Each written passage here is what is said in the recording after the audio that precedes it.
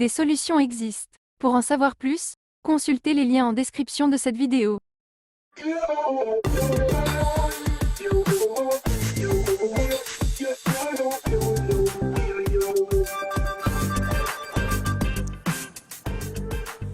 Ils cherchent le silence jour et nuit, mais les bourdonnements, les sifflements lancinants sont bien là et ne les quittent pas. Pour comprendre ce que vivent les personnes qui souffrent d'acouphènes, on va vous faire écouter quelque chose. Imaginez maintenant qu'un son similaire résonne dans vos oreilles constamment, 24 heures sur 24, et qu'aucune autre personne ne puisse l'entendre. C'est insupportable, on est d'accord, et c'est ça les acouphènes. Alors il existe plusieurs versions, variantes. On va entendre un deuxième son. Sympa ça.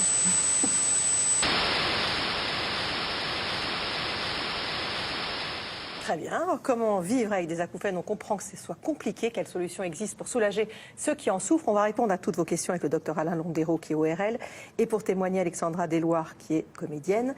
Mais d'abord, pour comprendre d'où viennent ces sons, on va expliquer comment fonctionne notre audition normale avec une animation. Une immersion peut-être, hein? Oui, je vous propose une immersion au niveau de l'oreille, puisque c'est là que ça se joue. Alors ce qu'il faut comprendre, c'est qu'en fait le son, c'est une vibration de l'air qui va arriver ici au niveau, qui va être capté au niveau du pavillon de l'oreille, il va être amplifié, ici c'est le conduit auditif interne, et qui va venir buter sur cette petite opercule violet. C'est ça c'est ce qu'on appelle le tympan. Il faut imaginer que c'est une peau de tambour, et donc il va se mettre à vibrer avec les vibrations de l'air. Ça va transmettre une information ici aux osselets, qui vont arriver dans la cochlée, c'est cet organe-là, et on va avoir une variation donc de la pression au niveau des osselets, et on va arriver dans la cochlée. Dans la cochlée, vous voyez, en fait, à l'intérieur de cette cochlée, vous avez des petits cils qui vont battre, qui vont osciller fonction des variations de pression dans cette oreille, et cette pression mécanique, ces bâtonnets vont induire un courant électrique qui va allonger le nerf pas optique, mais le nerf auditif plutôt, ouais. Et qui va donner une information au niveau du cerveau. Finalement, c'est le cerveau qui va réunir ces informations et qui va donner du sens à ce qu'on entend.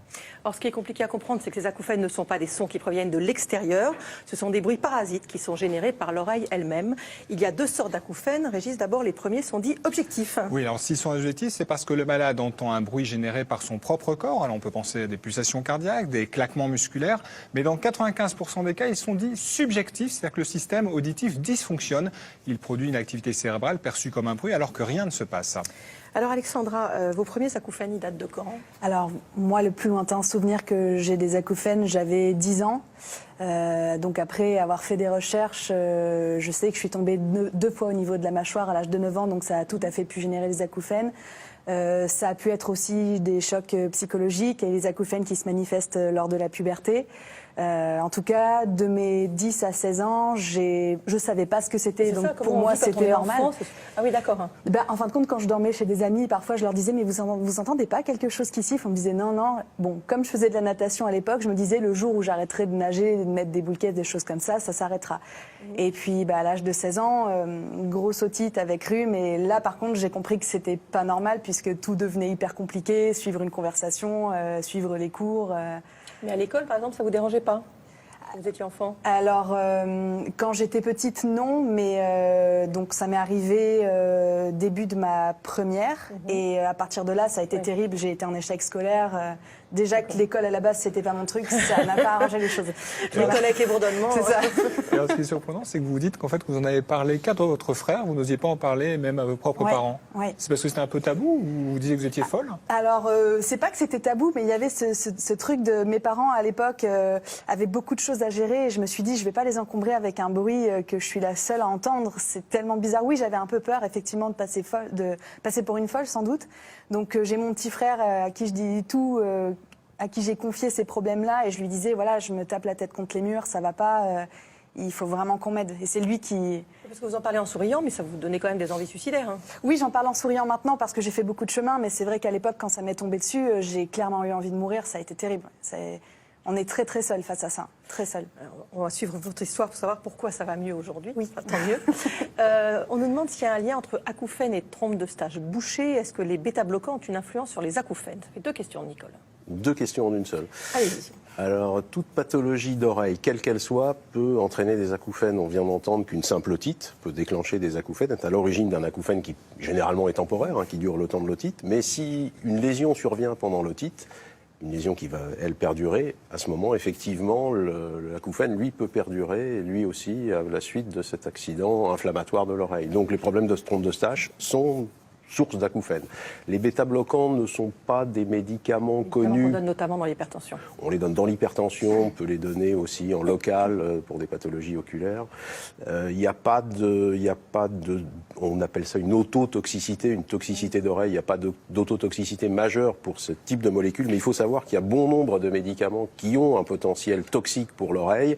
Alors la liste est très longue des médicaments pour lesquels ça a été décrit quelques cas. Ça induit souvent d'ailleurs une très grande peur pour les patients acouphéniques qui craignent de prendre n'importe quel médicament. En fait, je pense qu'il faut rester raisonnable là. Et des médicaments avec lesquels c'est quand même assez il y a fréquent. des médicaments avec lesquels c'est vraiment très fréquent, mais c'est des médicaments qu'il vaut mieux ne pas avoir à prendre. On parle de chimiothérapie, certaines chimiothérapies, les dérivés des sels de platine en particulier. On parle de certains médicaments antibiotiques qu'on donne par voie veineuse, les aminosides. On parle des antipaludéens, les dérivés de la quinine. C'est quand même pas des circonstances de tous les jours, mais il faut être vigilant quand on prescrit un médicament de toute façon, et en particulier vis-à-vis de l'autotoxicité. Le conseil qu'on peut donner aux patients qui ont des problèmes d'oreille, acouphènes ou pas d'ailleurs, c'est de toujours signaler qu'ils ont un problème d'oreille à leur médecin, ou médecin qu'ils peuvent voir, pour choisir le médicament qui a potentiellement qui est le moins autotoxique. Une question d'Anne, quelle est la cause des acouphènes? Donc il y a les otites, on a entendu parler. Il y a d'autres causes. Je sais que vous n'avez pas 3 heures d'émission. Il n'y a pas. Alors, je vais faire une réponse très synthétique et très brève. L'acouphène est un symptôme. C'est pas une maladie en soi. Il n'y a pas de maladie acouphène. L'acouphène signale simplement la présence d'un dysfonctionnement dans le système auditif compris à son sens large, c'est-à-dire l'oreille, le système cérébral dont vous avez fort justement parlé, le système qui sert à traiter les informations auditives, mais aussi tous les systèmes qui sont connexes, par exemple les articulations temporomandibulaires ou autres. Et donc en fait le rôle de l'ORL, c'est d'essayer de déterminer la cause. Et elles sont nombreuses, hein. Il y en a 50, 100, 150, je ne sais pas, potentielles. Parce que pour certaines, on peut traiter. Pour certaines, on peut traiter. Et puis c'est toujours un avantage pour le patient de savoir à quoi il est confronté et pourquoi il a un problème, parce que ça peut aussi donner une visibilité sur le futur, à la fois évolutif de la maladie et du symptôme. Maintenant, par exemple, le simple fait de vieillir, d'avoir ce qu'on appelle une presbyacousie, un vieillissement de l'oreille, peut être source d'acouphènes. Donc, il y a vraiment de multiples causes. Donc ça ne s'arrange pas avec l'âge? Si, ça s'arrange avec l'âge parce que le destin naturel d'un acouphène, aussi curieux que ça puisse paraître pour les gens qui souffrent d'acouphènes extrêmement invalidants, le destin naturel, c'est quand même de s'améliorer avec le temps par des processus d'adaptation qui font que, même si un bruit est là, quelle que soit la façon dont il est produit, finalement, s'il n'est pas chargé d'émotions, il va passer dans le fond du fonctionnement du système. On voit ça, par exemple, on est assez souvent confronté à des bruits naturels, environnementaux, qui sont là de façon quasi constante et vers lesquels on n'a quasiment plus de capture attentionnelle. Et alors, à ce moment-là, le signal est présent, mais il est plus source de gêne. Donc l'évolution naturelle, c'est plutôt ça. C'est pas le signal qui diminue, mais c'est l'attention qu'on lui porte. C'est l'attention qu'on lui porte. Et finalement, quand il n'y a pas d'attention sur quelque chose, il n'y a pas de problème. Si un bruit de fond est là, mais que finalement il n'est pas source d'inconfort, finalement il peut rester là aussi longtemps qu'on veut, c'est pas très gênant. Je vous propose de voir un petit sujet qui fait écho à ce que vous dites. Il n'existe aucun traitement pour vous soulager. Alors ça, c'est toutes les personnes souffrant d'acouphènes qui ont entendu cette phrase. Non, pas quand ils vont voir le docteur Landero, pas exagérer. Mis à part le docteur Landero. Pas quand on va voir un centre spécialisé dans la prise en charge des acouphènes. Il y en a beaucoup. Et je vous invite à donner une adresse internet pour que les gens puissent se référer dans leur... On mettra ça sur allodocteur.fr. En tout cas, si la médecine n'a pas encore trouvé de solution miracle pour venir à bout de ces bruits parasites, des solutions existent pour les atténuer ou en tout cas apprendre à vivre avec. La sophrologie en fait partie. Voyez ce reportage, Anne-Laure Jean et Christian Gallet qui ont assisté à une séance. Il a suffi de quelques secondes, quelques notes assourdissantes lors d'un concert il y a 25 ans pour que la vie de Christine bascule. Des sifflements dans les oreilles sont apparus sans jamais lui laisser de répit. J'ai commencé à avoir peur une semaine après en me disant que j'allais garder ces sifflements toute ma vie finalement. Et puis au fil du temps, j'ai réussi à les supporter, à les domestiquer jusqu'à quasiment les oublier. Il y a un mois, dans sa voiture, Christine subit un nouveau traumatisme sonore. Le haut-parleur dysfonctionne, le son sature et brutalement, les acouphènes reviennent. Il faut s'imaginer un bruit constant dans les oreilles, donc nuit et jour, vraiment en permanence.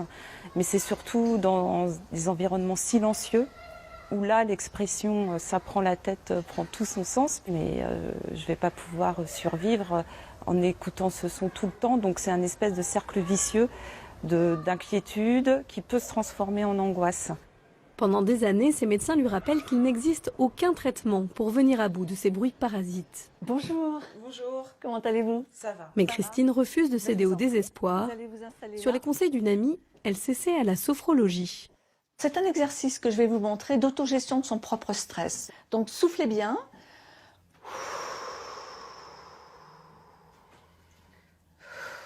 Voilà.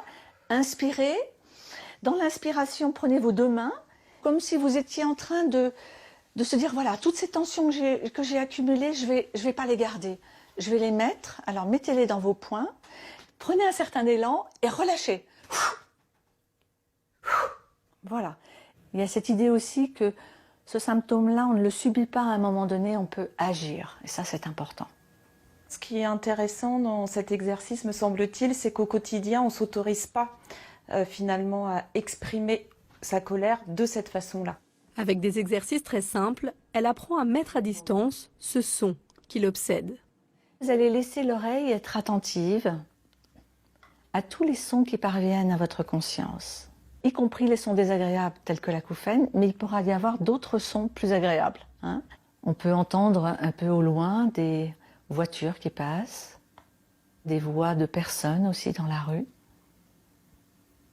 C'est important d'être mêlé à cet environnement sonore et de ne pas faire cette distinction des sons à enlever et des sons à garder. On essaie de valoriser le son comme étant un facteur en fait du quotidien et un facteur qu'on peut gérer, donc enrichir l'environnement sonore, de le rendre plus riche, parce que c'est beau le sonore. Est-ce que l'acouphène était tout le temps très très présent ou par moments votre cerveau l'a un peu oublié? Qu'est-ce qui s'est passé pour vous? Alors en fait, c'était par vague. Parfois, il était très présent, Oui. très fort. Oui. Et puis, quand je focalisais mon attention sur les bruits environnants, il se mêlait aux bruits environnants. C'est important pour moi de me dire que peut-être même un jour, j'aurai la main sur l'acouphène. Mais oui. Ah oui, ah oui. Avec la sophrologie, Christine a trouvé un moyen de ne plus subir ce handicap invisible. Elle expérimente aussi la méditation pour faire de ses acouphènes un lointain souvenir. Docteur Landero, vous voulez réagir? Ah oui, c'est un peu la remarque de tout à l'heure sur le fait qu'il n'y a pas de traitement. En fait, je pense qu'on n'a pas de traitement définitif, curateur, qui permette d'éradiquer la perception. Ça, je pense que c'est quelque chose qu'on doit dire aux patients. Maintenant, ça ne veut pas dire le laisser se débrouiller avec. Et il y a plein de situations dans la médecine où finalement le but du médecin n'est pas d'enlever la maladie, mais finalement d'accompagner le patient pour qu'il parte d'une situation très compliquée à une situation qui sera beaucoup plus simple. Mais les exemples sont multiples. C'est toutes les infections chroniques, l'asthme chronique, vous avez une pathologie dorsale chronique, un lumbago chronique. Finalement, personne ne va vous enlever ces maladies-là. Mais en faisant ce qu'il faut, en faisant de la kiné, en prenant certains médicaments, en étant accompagné, en aidant le patient, effectivement, on peut l'amener d'une situation d'inconfort constant à une situation où finalement il va vivre une vie qui est une vie entre guillemets normale, où finalement il n'y a plus de souffrance et plus de plainte. Et c'est ça, en fait, l'accompagnement qu'on doit aux patients. Et donc, dans votre expérience, la sophrologie, par exemple, c'est un des moyens pour, Alors, pour accompagner les patients? Je vais faire une réponse qui est plus globale, là aussi. Je pense que toutes les techniques de relaxation ont du sens. Le problème qu'on a en tant qu'ORL et en tant que médecin vis-à-vis de ces techniques paramédicales ou extramédicales comme la sophrologie, c'est de connaître leur validation et de savoir quel intérêt on a à proposer celle-là plutôt qu'une autre. Or, en l'état actuel des choses, on n'a pas de données scientifiques qui permettent d'évaluer de façon tout à fait sérieuse ces prises en charge. Mais ça a été fait pour des prises en charge, on va dire, connexes, comme les prises en charge psychologiques. Il y a un peu de littérature sur la méditation et acouphènes, il y a un peu de littérature sur relaxation et acouphènes. Et globalement, on sait qu'aider le patient à ne pas surréagir aux symptômes est, sur le long terme, quelque chose de bénéfique. Vous, Alexandra, vous avez essayé la sophrologie, je crois. Oui, moi j'ai essayé. Ça a donné quoi? Ça a été super, la sophrologie. En fait, quand mes acouphènes ont décuplé, j'ai eu recours à des ORL, des médecins, médecine parallèle. Et vraiment, ce qui m'a énormément aidé, c'est la sophrologie. Après, la sophrologie, disons qu'elle aide à gérer son stress. Le reportage le montre vraiment très très bien. Néanmoins, ce qu'on ne trouve pas quand on fait de la sophrologie ou quoi, c'est une écoute de la part de quelqu'un qui a les mêmes symptômes que nous. Et c'est ce pourquoi je suis là aussi, c'est pour dire à quel point il est important de pouvoir en parler à quelqu'un qui comprend ce qui se passe dans sa tête. Vous êtes investi dans l'association France Acouphènes. Tout à fait. Moi, j'ai vraiment trouvé mon refuge, mon bonheur dans cette association-là. Et j'ai été extrêmement surprise de voir que j'étais la seule jeune. Pardon, je sais que vous m'écoutez, mais pour moi, c'est un scandale. Il y a quand même 57% des gens de moins de 17 ans qui souffrent de problèmes auditifs. Et il y a 60% d'entre eux qui restent complètement inactifs face à ça. Et là, on vit dans une ère avec des écouteurs, des casques, tout le monde écoute la musique très fort, les concerts, personne ne se protège. Et je n'arrive même pas à comprendre qu'il y a un tel manque de communication sur le sujet. C'est pour ça que moi, mon combat aujourd'hui, c'est vraiment de faire de la prévention. Et c'est le rôle de France Acouphènes qui va sur le terrain, qui essaye de parler aux gens. Et surtout, tous les gens de cette association souffrent de ces pathologies-là, donc savent exactement de quoi elles parlent, quoi. Alors, ce qui est un petit peu surprenant chez vous, donc on l'a compris, vous souffrez d'acouphènes version plus, version XL. Votre métier, c'est de comédienne. Oui. Comment vous faites pour être concentré à apprendre vos textes en ayant à chaque fois le bruit, comme on l'a entendu en début d'émission? C'est facile, ça, ou pas? Alors, c'est une question qu'on me pose très, très souvent. Et en fait, c'est délicat parce qu'à partir du moment où on fait quelque chose qu'on aime, on ne considère plus les acouphènes. Moi, à l'époque, c'était comme si c'était une entité à part entière qui me suivait tout le temps. Et à partir du jour où j'ai dit, bon, bah non, je vous écoute plus, tant pis pour vous, ma vie a été beaucoup plus facile à vivre avec ça. Donc, quand j'apprends un texte ou quand je suis sur scène, j'y pense même pas, en fait. C'est comme s'ils n'existaient pas. Je sais qu'ils sont là, mais je les considère absolument plus. On nous demande s'il y a un facteur héréditaire à ces acouphènes. Il y a un facteur héréditaire à la cause qui produit les acouphènes. Si vous avez une surdité d'origine génétique, c'est-à-dire un gène déficient ou plusieurs gènes déficients qui font que votre audition va s'altérer et que cette perte d'audition provoque des acouphènes, alors vous risquez d'avoir des acouphènes comme vos parents ou personnes reliées d'un point de vue familial qui souffrent de la même pathologie que vous. Une question de Frédéric. Qui est le spécialiste de l'acouphène, l'ORL ou le neurologue? Vous allez répondre l'ORL, puisque vous êtes ORL, mais plus sérieusement, entre les deux. Eh bien non, je pense que non. En fait, c'est très exotique dans les pays du sud de l'Europe, que ce soit les ORL qui s'occupent des patients acouphéniques. Ailleurs, dans le nord de l'Europe, c'est plutôt les psychologues. C'est plutôt les audiologistes, c'est-à-dire des gens qui ont une formation universitaire de troubles, on va dire, de l'audition et de la communication, ce qui se rapprocherait presque de l'orthophonie sous nos contrées.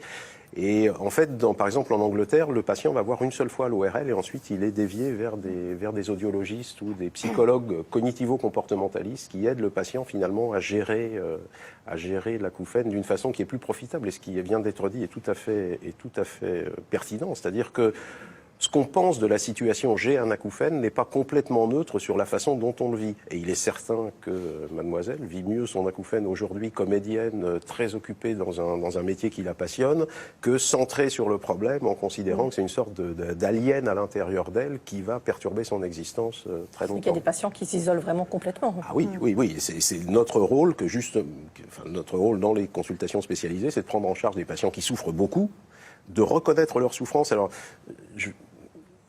je vais dire un truc qui est un peu à l'encontre de ce que vous venez de dire, qui est, je pense qu'on n'a pas besoin en tant que médecin de souffrir comme le patient pour considérer qu'il souffre. Ah non, bien sûr que non. Voilà.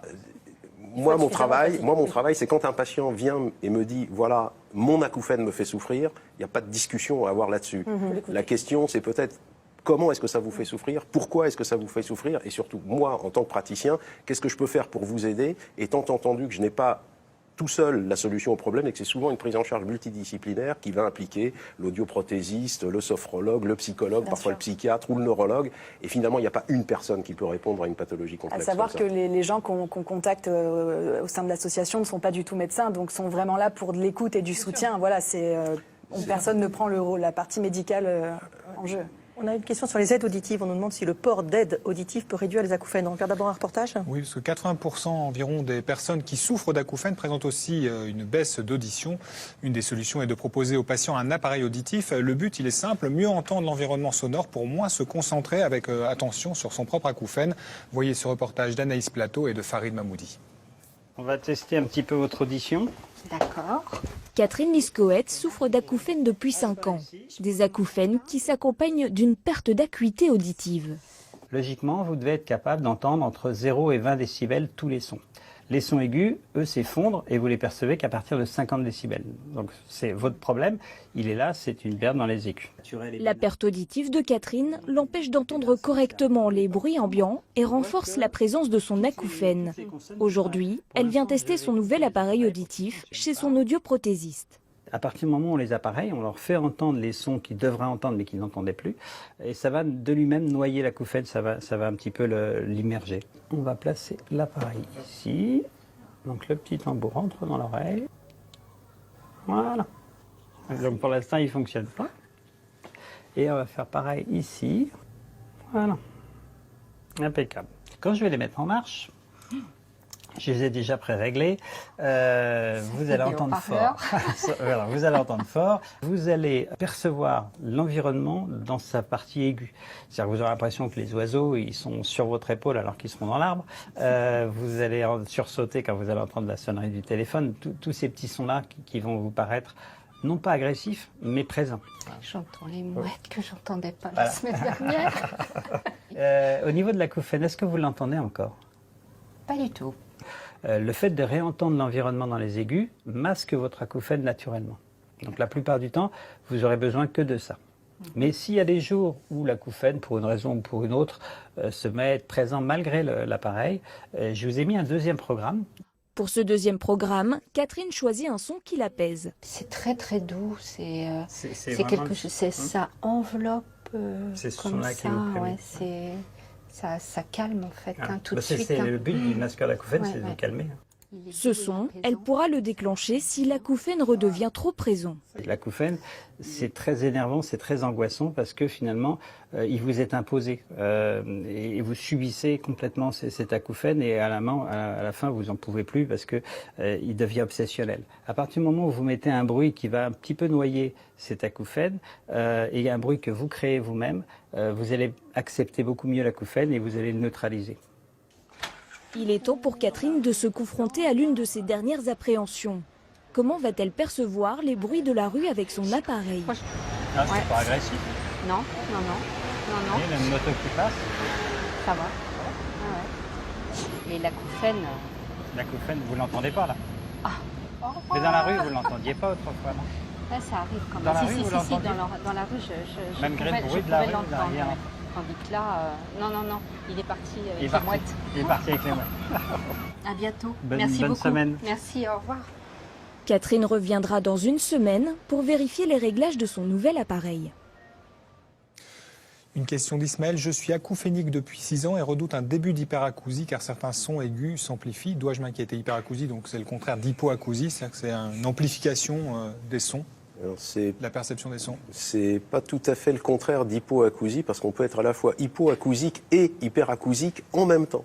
On peut mal entendre certains sons et quand ils arrivent par hasard, quand le niveau sonore extérieur excède un certain niveau, sur les mêmes fréquences, on peut avoir une sensation douloureuse.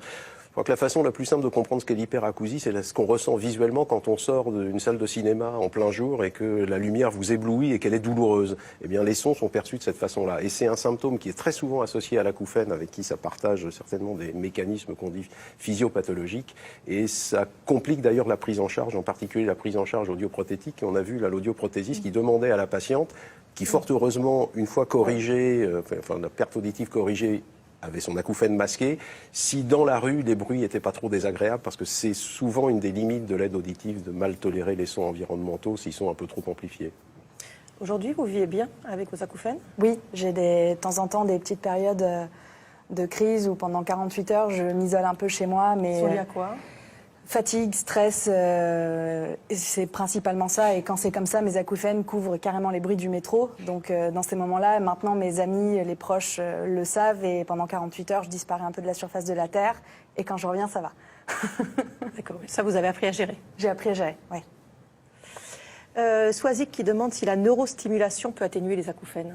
Alors, il y a de nombreuses tentatives de neurostimulation. C'est vaste, hein, la neurostimulation. On peut stimuler avec des champs magnétiques, avec des courants électriques, on peut faire du neurofeedback, on peut faire toutes sortes de choses, même des stimulations cérébrales profondes. On a essayé de mettre des électrodes à l'intérieur du cerveau des gens pour calmer les acouphènes. Ça fonctionne chez certains patients, mais pas chez tous. Et dès que ça devient un tout petit peu agressif, c'est compliqué à proposer parce que le résultat n'est pas à la hauteur du risque qu'on fait prendre aux patients. Et il y a une technique qui est la stimulation magnétique transcrânienne, qui est pour le coup pas très agressive, c'est juste des champs magnétiques qu'on applique.